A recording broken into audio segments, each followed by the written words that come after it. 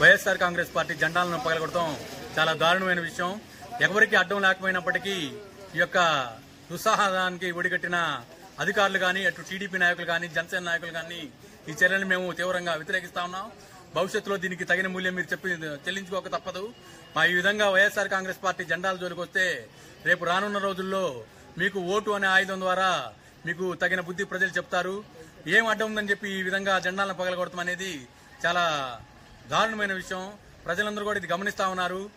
Telugu Desam party అధికారంలో వచ్చిన కాడి నుంచి వైఎస్ఆర్ కాంగ్రెస్ పార్టీ కార్యకర్తలను, అదేవిధంగా ఈ విధంగా వైఎస్ఆర్ కాంగ్రెస్ పార్టీ ఆఫీసుల్ని, చివరికి వైఎస్ఆర్ కాంగ్రెస్ పార్టీ జెండాలను కూడా కోల్చడం చాలా నీచమైన చర్యగా మేము వర్ణిస్తా ఉన్నాం.